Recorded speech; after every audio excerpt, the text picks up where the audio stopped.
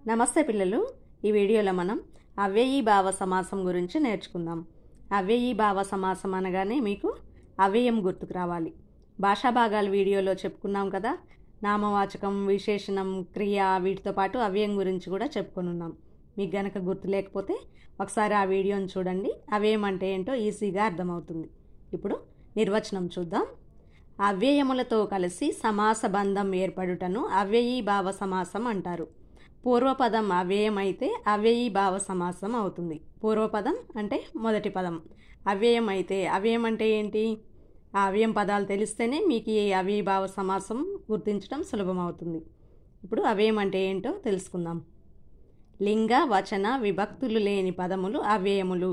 లింగం అంటే స్త్రీలింగమా, పుంలింగమా అనేది ఈ పదాలకి సంబంధం ఉండదు. వచనం అంటే ఏకవచనమా, బహువచనమా అనే దాంతో సంబంధం ఉండదు. విభక్తులు అంటే ప్రథమ విభక్తి, ద్వితీయ, తృతీయ విభక్తులు ఉన్నాయి కదా, వాటితోనూ ఈ పదాలకి సంబంధం ఉండదు.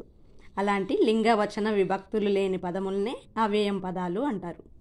ఉదాహరణకి 1 నిరుపయోగం. ఇందులో మొదటి పదం నిరు. నిరు అనేది అవ్యయం. దానికి లింగ, వచనాలతోనూ విభక్తులతోనూ సంబంధం లేదు. కాబట్టి ఇది అవ్యయీభావ సమాసం అవుతుంది.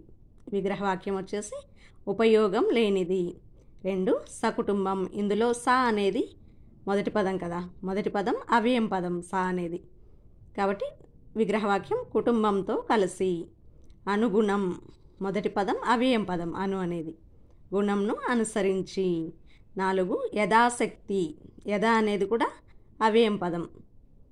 కాబట్టి విగ్రహవాక్యం శక్తిని అనుసరించి. 5 యథావిధి. విధిని అనుసరించి. ఇలా మొదటి పదం అవ్యయంగా ఉన్న పదాలన్నీ అవ్యయీభావ సమాసం అవుతాయి. ధన్యవాదములు.